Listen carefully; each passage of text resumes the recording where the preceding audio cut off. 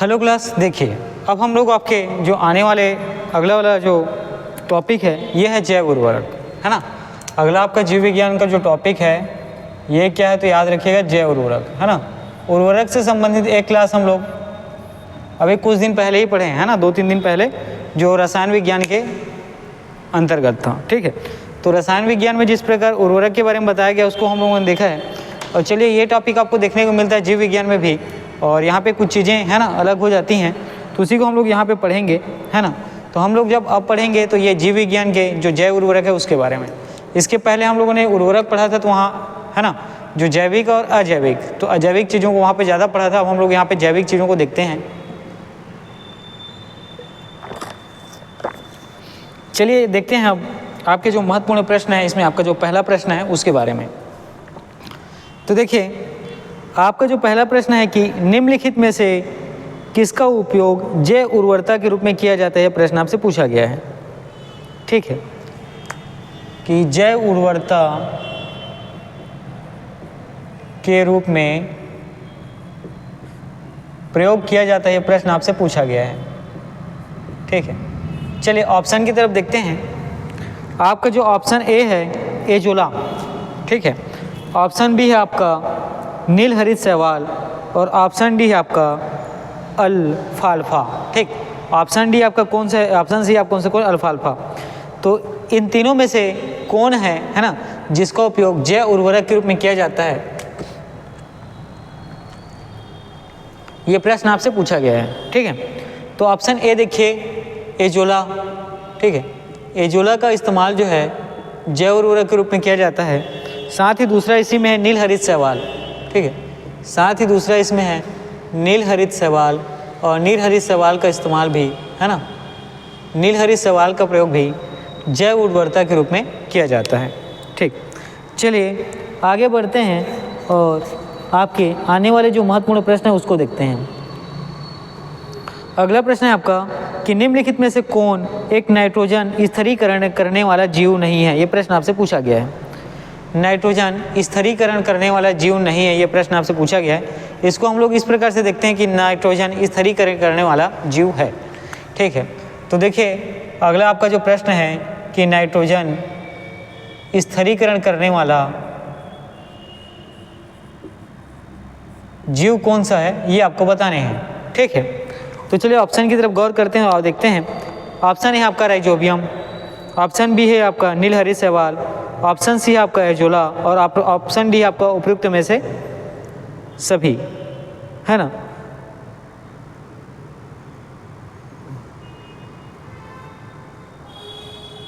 चलिए देखिए, तो निम्नलिखित में से कौन सा नाइट्रोजन स्थिरीकरण करने वाला जीव नहीं, ये प्रश्न आपसे पूछा गया था। इसको हम लोगों ने क्या किया, चेंज किया, और हम लोग इसमें देखते हैं कि नाइट्रोजन स्थिरीकरण करने वाले जीव कौन से हैं। पहला है आपका नॉन स्टॉक, दूसरा है एनाबिना, दूसरा क्या है तो याद रखिएगा एनाबिना, और तीसरा है आपका एजोटोबैक्टर। ठीक है, और माइकोराइजा। तो आपका प्रश्न का जो उत्तर है ना, अगर निगेटिव उत्तर देखा जाए तो क्या होगा तो याद रखिएगा, एक नाइट्रोजन स्थिरीकरण करने वाला जीव कौन सा नहीं है तो याद रखिएगा माइकोराइजा। माइकोराइजा जो है ना, जो है नाइट्रोजन स्थिरीकरण करने वाला जीव नहीं है। लेकिन इसमें जो नाइट्रोजन स्थिरीकरण करने वाला जीव है उसके बारे में हम लोग यहाँ पे देखते हैं। तो देखिएगा आपका यहाँ पे जो ऑप्शन होगा ये आपका देखिए पहला नॉन स्टॉक, ये इसका उत्तर हो जाएगा, है ना। पहला क्या होगा इसमें, इसका शामिल उत्तर होगा। अगला इसी में देखिए एनाबिना, ये भी इसका उत्तर हो जाएगा। ठीक है, ये भी क्या हो जाएगा, तो ये सब क्या है, नाइट्रोजन स्थिरीकरण करने वाले जीव हैं। और आगे देखने को मिलता है आपको एजोटोबैक्टर। ठीक है, इसी में आगे आपको देखने को मिलता है एजोटोबैक्टर। ये सभी क्या है तो नाइट्रोजन स्थिरीकरण करने वाले जीव हैं। ठीक है, चलिए आगे बढ़ते हैं और आपका अगला प्रश्न देखते हैं कि निम्न में से कौन सा जैव उर्वरक के रूप में उपयोग किया जाता है। ठीक, तो इसका पहला प्रश्न हम लोगों ने इसी तरीके का देखा था कि जैव उर्वरता में किसका प्रयोग किया जाता है, तो एजिला का, नील हरित शैवाल का, और एक उत्तर और लिख लीजिएगा आपका राइजोबियम, है ना। इसका अगला प्रश्न जो है इसी से संबंधित है, और इसमें एक उत्तर और आपको ऐड करने हैं। वो क्या है तो देखिए जैव उर्वरता रूप में प्रयोग किया जाता है किसका, तो याद रखिएगा एजोला का, नीलहरी शैवाल का और राइजोबियम का।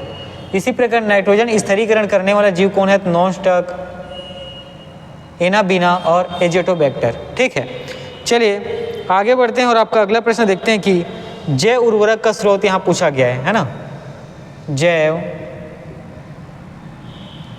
उर्वरक का जो स्रोत है इसके बारे में आपसे पूछा गया प्रश्न। चलिए ऑप्शन की तरफ गौर करते हैं, देखेंगे आपका जो पहला ऑप्शन है ईस्ट ए, ऑप्शन बी है आपका क्लोरेला, ऑप्शन सी है आपका एजोला और ऑप्शन डी है आपका मोल्ड। तो यहाँ पर आपका जो उत्तर हो जाएगा ऑप्शन सी एजोला। ठीक है, यहाँ पर आपका उत्तर कौन हो जाएगा, तो याद रखिएगा ऑप्शन सी एजोला आपका उत्तर हो जाएगा। चलिए आगे बढ़ते हैं और आपका अगला प्रश्न देखते हैं कि कौन एक जैविक उर्वरक है, ये प्रश्न आपसे पूछा गया है। ठीक है, आपके बारे में जो अगला प्रश्न पूछा गया ये है जैविक उर्वरक को लेकर, है ना। किसको लेकर, तो जैविक उर्वरक को लेकर। मैंने आपको पहले बताया था वहाँ हम लोगों ने क्या किया, है ना। जब हम लोग रसायन विज्ञान में पढ़ते हैं तो ज़्यादातर अजैविक उर्वरक के बारे में पढ़ते हैं, है ना। जब हम रसायन विज्ञान में देखे तो जैव उर्वरक जब वहाँ पे पढ़ रहे थे हम लोग, तो वहाँ पर हम लोग, है ना, अजैविक उर्वरक के बारे में ज़्यादा देखे हैं। यहाँ हम लोग ज़्यादा पढ़ेंगे जैव उर्वरक के बारे में। किसके बारे में, तो जैव उर्वरक के बारे में। तो जैव उर्वरक में इसमें पूछा गया है कि कौन सा जैविक उर्वरक है, ये आपको बताने हैं। तो देखिएगा आपका यहाँ पे option A urea, option B 2,4-D, option C streptocycline और ऑप्शन डी एजोला। तो निम्न में से कौन सा एक जैविक उर्वरक है, तो याद रखिएगा एजोला जो है क्या है, तो जैविक उर्वरक है। ठीक है, एजोला क्या है, तो जैविक उर्वरक है। ठीक है, चलिए आगे बढ़ते हैं और आपके आने वाले प्रश्नों को देखते हैं। अगला प्रश्न है पशुओं विशेषतः दुधारू गौ के अनुपूरक भोजन के रूप में प्रयुक्त जैव उर्वरक क्या है, ये आपको बताने हैं। ठीक है, देखिए अगला है दुधारू गाय के बारे में पूछा गया है ना। दुधारू गाय के अनुपूरक भोजन, ठीक है, दुधारू गाय के अनुपूरक भोजन के रूप में आप कौन से जैव उर्वरक का इस्तेमाल कर सकते हैं, ये प्रश्न आपसे पूछा गया है।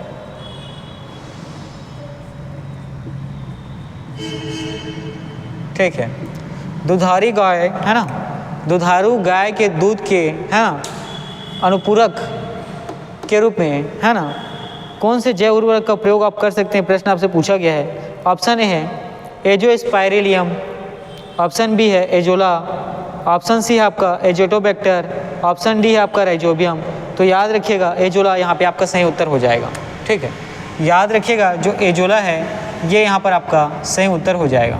ठीक है, चलिए आगे बढ़ते हैं और आपके आने वाले जो महत्वपूर्ण प्रश्न है उसको देखते हैं। ठीक, तो यहाँ पर याद रखिएगा आपका जो अगला प्रश्न है कि कौन सा सही सुलमित है और कौन सा सही सुलमित नहीं है, आपको बताना है। चलिए हम लोग इसके जो राइट साइड लेफ्ट साइड वाले हैं उसको लिखते हैं, फिर हम लोग सही सुलमित करेंगे। तो सबसे पहला लिखा गया है नीलहरी शैवाल। ठीक है, क्या लिखा गया है सबसे पहले, तो याद रखिएगा नीलहरी शैवाल सबसे पहले तरफ लिखा गया है और इसका हमें सही मिलान करने हैं। उसी प्रकार आपका अगला देख तो है क्रायोसोपा। ठीक है, अगला आपको देखने को मिलता है क्या, तो क्रायोसोपा। अब इसका हम लोग सही मिलान करते हैं और इसके बाद इसी में हम लोग आगे बढ़ते हैं और देखेंगे बायो 902, है ना, बायो 902।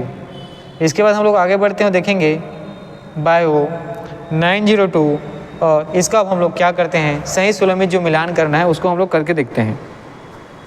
ठीक है, अब इन सब का हम लोग क्या देखते हैं, तो जो सही सुलमित मिलान है वो चीज़ें हम लोग देखते हैं।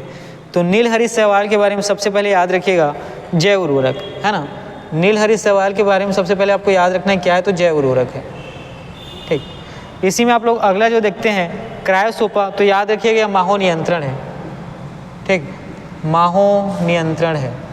देखिए, है ना, जब आप क्या करते हैं फसल लगाते हैं तो माहो नाम का एक कीड़ा आता है। ठीक है, जो फसलों को क्या करता है, बर्बाद कर देता है, उसको खाता है ना, फसलों को जो फल होता है उसको खाने लग जाता है।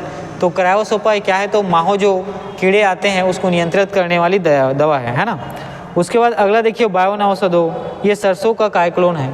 ठीक है, बायो 902 के बारे में आपको याद रखना है, ये जो है सरसों का, किसका, तो सरसों का जो देखने को क्या मिलता है आपका, कायक्लोन।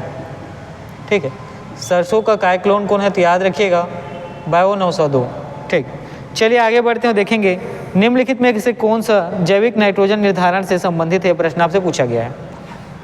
ठीक, जैविक नाइट्रोजन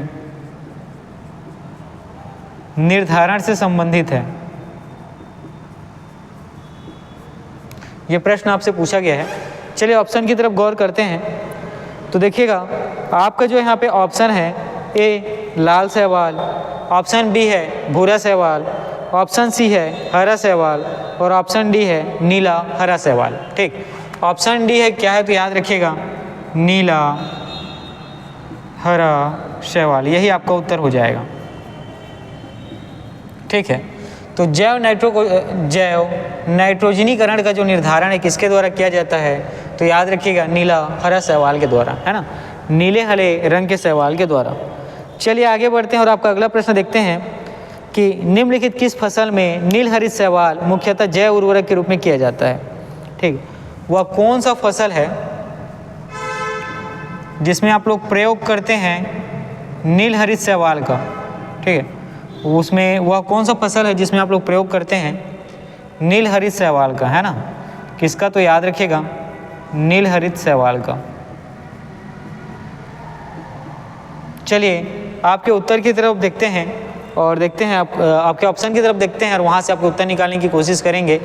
तो देखिएगा यहाँ पर जो आपका ऑप्शन ए है गेहूँ, ऑप्शन बी है चना, ऑप्शन सी है धान और ऑप्शन डी है सरसों। तो याद रखिएगा ऑप्शन सी जो धान है आपका सही उत्तर हो जाएगा, है ना। ऑप्शन सी जो यहाँ पे धान है ये क्या तो आपका सही उत्तर हो जाएगा। ठीक, चलिए आगे बढ़ते हैं और आपके आने वाले प्रश्नों को हम लोग देखते हैं। ठीक है, तो देखिएगा आपका जो अगला आने वाला प्रश्न है नील हरित शैवाल का उपयोग नत्रजन आपूर्ति हेतु किया जाता है किसमें। तो ये प्रश्न वही है ना, जो इसके पहले हम लोगों ने ठीक देखा कि नील हरित शैवाल का प्रयोग नाइट्रोजन स्थिरीकरण के लिए किया जाता है किसमें तो याद रखिएगा धान की फसल में। किसमें तो याद रखिएगा धान की फसल में। उसी प्रकार चलिए आगे कुछ चीज़ें देखते हैं, जैसे अब फिर सही मिलान से संबंधित क्वेश्चन आए हैं। तो मटर, ठीक है, मटर के इसी तरीके से हम लोग देखेंगे और उसका है गेहूँ। ठीक है, गेहूँ के बारे में भी हम इसी में आगे देखते हैं। तो मटर के बारे में याद रखिएगा राइजोबियम। ठीक है, मटर के बारे में आपको याद रखना है राइजोबियम, लेग्यूमिनी सेरम।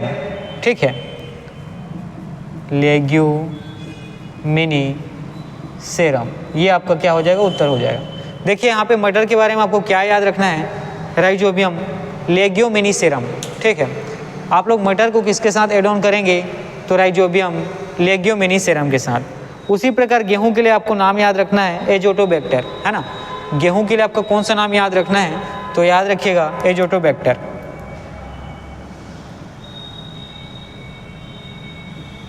ठीक, गेहूं के लिए आपको कौन सा नाम याद रखना है तो याद रखिएगा एजोटोबैक्टर। अगला देखिए, निम्न के साथ मिलाने से एजोला एक अच्छा उर्वरक बनता है। ठीक है, एजोला में ऐसा क्या चीज़ मिला दें, है ना, एजोला को अच्छा उर्वरक बनाने के लिए इसमें क्या मिलाते हैं ये प्रश्न देखिए। एजोला को अच्छा उर्वरक बनाने के लिए इसके साथ क्या मिलाया जाता है, यह प्रश्न आपसे पूछा गया है। चलिए ऑप्शन की तरफ देखते हैं, है ना। चलिए आपके ऑप्शन की तरफ गौर करते हैं और देखते हैं आपका उत्तर क्या होगा। तो देखिएगा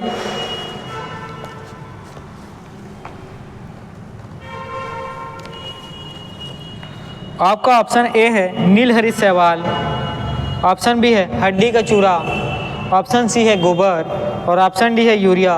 तो याद रखिएगा नील हरित शैवाल आपका सही उत्तर हो जाएगा, है ना।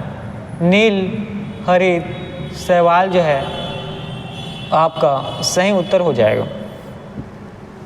चलिए आगे बढ़ते हैं। एजोला बहुधा जैव उर्वरक के रूप में प्रयोग किया जाता है क्योंकि इसका सहचारी क्या है, यह प्रश्न आपसे पूछा गया है। ठीक है, एजोला जो है आपको याद रखने हैं, है ना। एजोला जो है जैव उर्वरक के रूप में प्रयोग किया जाता है क्योंकि इसका सहचारी कौन है ये आपको बताने हैं। तो एजोला का सहचारी कौन है, ऑप्शन में देखते हैं ए नील हरित शैवाल, बी लाल शैवाल, सी फफूंद और डी मांस। तो याद रखिएगा एजोला का सहचारी कौन है तो नील हरित शैवाल। कौन सा है तो याद रखना है आपको नील हरित शैवाल जो है एजोला का सहचारी है। ठीक, चलिए आगे बढ़ते हैं और आपका अगला प्रश्न देखते हैं। एजोला क्या है, यह प्रश्न आपसे पूछा गया है ना। अगला प्रश्न पूछा गया है कि एजोला क्या है आपको बताने हैं।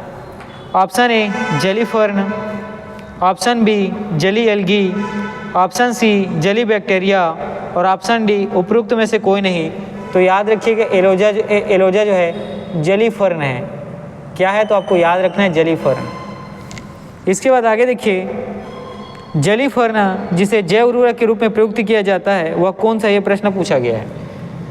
ठीक है, वह जली फर्न कौन सा है जिसे जैव उर्वरक के रूप में प्रयोग किया जाता है ना, जैव उर्वरक के रूप में प्रयोग किया जाता है। चलिए यहाँ पर हम लोग आगे बढ़ते हैं और देखते हैं आपके ऑप्शन की तरफ। ए साल्विनिया, बी एजोला, सी मर्सिलिया और डी टेरिडियम। तो यहाँ पर आपका उत्तर कौन सा हो जाएगा, एजोला, है ना। यहाँ पर आपका उत्तर कौन सा होगा, तो याद रखिएगा एजोला। इसी में आगे बढ़ते हैं और देखते हैं कि कौन से सूक्ष्म जीव जैव उर्वरक के रूप में, है ना, प्रयोग होते हैं। वह कौन सा सूक्ष्म जीव है जो जैव उर्वरक के रूप में कार्य करता है, ये प्रश्न आपसे पूछा गया है।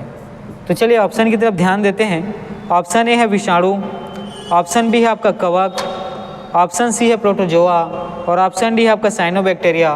तो ऑप्शन डी जो साइनोबैक्टीरिया है ये आपका सही उत्तर हो जाएगा, है ना। तो ऑप्शन डी देखिएगा, जो साइनोबैक्टीरिया है ये आपका सही उत्तर हो जाएगा। चलिए आगे बढ़ते हैं और आपका अगला प्रश्न देखते हैं कि निम्नलिखित में से कौन सा फास्फेटिक जैव उर्वरक है। ठीक है, निम्नलिखित में से कौन सा फास्फेटिक जैव उर्वरक है, ये प्रश्न आपसे पूछा गया है।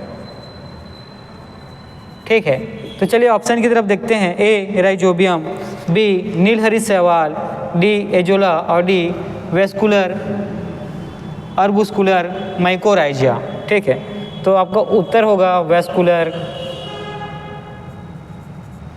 ठीक है, आपका उत्तर होगा वेस्कुलर अर्बुस्कुलर और इसी में आपको होगा माइकोराइजिया। क्या, तो याद रखिएगा माइकोराइजिया। ये क्या है, आपके उत्तर हैं। ठीक है, चलिए आगे बढ़ते हैं और कुछ आने वाले जो महत्वपूर्ण प्रश्न हैं उसको देखते हैं। ठीक है, अगला जो है कंपोस्ट से संबंधित प्रश्न आपसे पूछे गए हैं।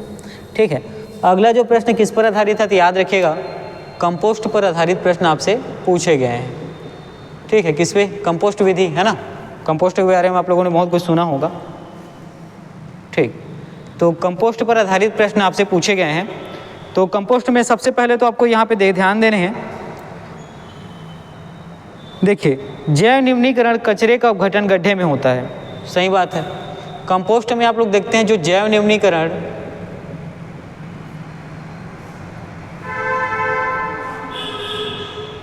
ठीक है, कंपोस्ट में आप लोग देखते हैं जैव निम्नीकरण जो कचरे होते हैं, है ना, जैव निम्नीकरण जो कचरे हैं इसका अपघटन कहाँ होता है, तो याद रखेंगे गड्ढे में। इसका अपघटन कहाँ होता है, तो आपको याद रखने गड्ढे में। दूसरा देखिएगा, कार्बनिक पदार्थ तथा पोषक तत्व अधिक मात्रा में होते हैं। सही बात है, ये भी आपका सही हो जाएगा। कार्बनिक पदार्थ तथा पोषक तत्व, है ना, पोषक जो है मात्रा में अधिक होते हैं। सही बात है। ठीक है, चलिए इसी में आगे बढ़ते हैं और आपका अगला प्रश्न देखते हैं कि निम्नीकृत होने वाले पदार्थों में कृषि अपशिष्ट पदार्थ जैसे पशुओं का गोबर, सब्जियों के अपशिष्ट आदि होते हैं। ठीक है, इसमें देखिए कार्बनिक पदार्थ में क्या होते हैं, पशुओं के मल मूत्र, जिस, है ना, गोबर और सब्जियों के अपशिष्ट होते हैं, है ना। और जो सब्जियों होते हैं, सब्जियों के अपशिष्ट यहाँ पे होते हैं। ठीक है, ये सारी चीज़ें जो है कंपोस्ट के लिए क्या है, तो सही है। देखिए कंपोस्ट में आपको क्या देखने को मिलता है कि जैव निम्नीकरण, है ना, कचरे का अपघटन जो है गड्ढे में किया जाता है। दूसरा, कार्बनिक पदार्थ तथा पोषक मात्रा की इसमें क्या होती है, अधिकता होती है। साथ ही, ठीक है, साथ ही पशुओं के मल मूत्र, गोबर तथा सब्जियों का अपशिष्ट है, इसमें क्या किया जाता है, कंपोस्ट किया जाता है इसका। ठीक, अगला देखिए, फसल उद्यान में नत्रजन उपयोग क्षमता की वृद्धि में क्या की जा सकती है। ठीक, फसल उत्पादन में नत्रजन, ठीक है, नत्रजन उपयोग क्षमता के लिए क्या किया जा सकता है, प्रश्न आपसे पूछा गया है। ऑप्शन 1 उर्वरक की मात्रा को बार बार प्रयोग द्वारा, ये भी सही है। ऑप्शन बी नत्रजन अवरोधक के प्रयोग के द्वारा, बिल्कुल सही। ऑप्शन सी है नत्रजन धीरे छोड़ने वाले उर्वरक के प्रयोग द्वारा, और ऑप्शन डी उपयुक्त सभी के द्वारा। तो याद रखिएगा उर्वरक, है ना, सबसे पहले तो याद रखना है उर्वरक मात्रा की बार बार प्रयोग से, ठीक है, उर्वरक मात्रा की बार बार प्रयोग से। इसी में, है ना, अगला आप देख पाएंगे कि नत्रजन अवरोधक का इस्तेमाल कर, ठीक है, नत्रजन अवरोधक का प्रयोग कर, ठीक है। इसी में आप अगला देखते हैं नत्रजन धीरे छोड़ने वाले, है ना, नत्रजन धीरे छोड़ने वाले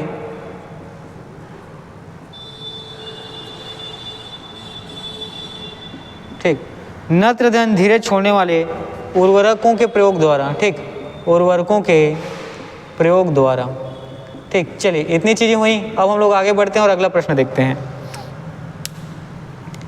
अगला प्रश्न है नाइट्रोजन स्थिरीकरण जीवाणु किस पौधे के जड़ में संयोजन करते हैं, ठीक। अगला प्रश्न देखिएगा कि नाइट्रोजन स्थिरीकरण करने वाले जीवाणु जो है किस पौधे के, है ना, किस पौधे के जड़ में, ठीक, किस पौधे के जड़ में संयोजन करते हैं। ऑप्शन ए है दालें, ऑप्शन बी है आपका चावल, ऑप्शन सी है गेहूं, और ऑप्शन डी है गन्ना। तो याद रखिएगा ऑप्शन ए दालें जो है आपका सही उत्तर हो जाएगा, है ना। ऑप्शन ए जो दालें हैं ये आपका क्या तो सही उत्तर हो जाएगा। चलिए आगे बढ़ते हैं, देखेंगे नाइट्रोजन स्थिरीकरण में सहायक कौन सा नहीं है, ये प्रश्न पूछा गया है। तो हम लोग देखते हैं कि नाइट्रोजन स्थिरीकरण में सहायक कौन सा है, ये है ना, नाइट्रोजन स्थिरीकरण में सहायक कौन सा है ये हम लोग देखते हैं। तो चलिए यहाँ पर देखिएगा नाइट्रोजन स्थिरीकरण में सहायक कौन सा है, तो चना बिल्कुल सहायक है। अगला मटर, ये भी क्या होता है, सहायक होता है। और साथ ही सेम, है ना, सेम इसकी सब्जी आप लोग खाते हैं जी, ठीक है, ये भी क्या होता है, सहायक होता है। सोयाबीन में नत्रजन स्थिरीकरण के लिए कौन सा बैक्टीरिया जिम्मेदार है, ये प्रश्न आपसे पूछा गया है, ठीक है। सोयाबीन में नत्रजन स्थिरीकरण के लिए कौन सा बैक्टीरिया जो है जिम्मेदार है, ये प्रश्न आपसे पूछा गया है, ठीक। चलिए ऑप्शन की तरफ गौर करते हैं और देखते हैं। ए राइजोबियम लेग्योमिनोसेरम, राइजोबियम जैपोनिकम, अगला है राइजोबियम फैलियोलाई, और अगला है राइजोबियम ट्राइफोलाई। तो याद रखिएगा राइजोबियम जैपोनिकम, है ना, क्या तो आपका उत्तर होगा राइजोबियम, ठीक है, जैपोनिकम, ठीक है, आपका उत्तर हो जाएगा राइजोबियम जैपोनिकम। चलिए आगे बढ़ते हैं और आपका अगला प्रश्न देखते हैं कि जो लेग हीमोग्लोबिन किसमें पाई जाती है, प्रश्न आपसे पूछा गया है, ठीक है। अगला प्रश्न पूछा गया है कि लेग हीमोग्लोबिन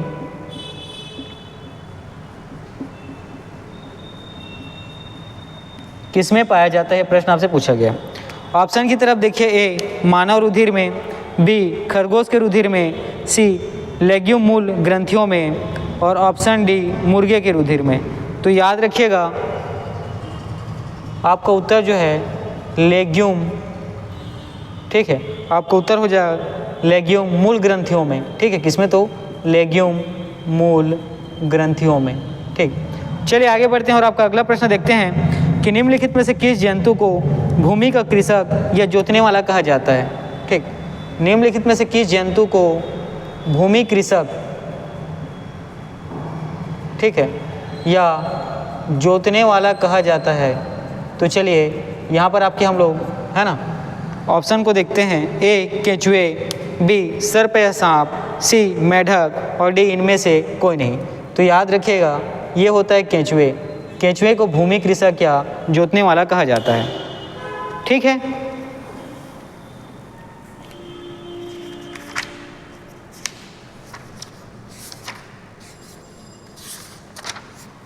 देखिए ये आपके जो है जैव उर्वरक है ना, जीव विज्ञान में जैव उर्वरक जब पढ़ते हैं तो यहाँ हम लोग ज़्यादातर जैविक चीज़ों को देखते हैं। तो ये चीज़ें किसके बारे में थे, तो जैव उर्वरक के बारे में।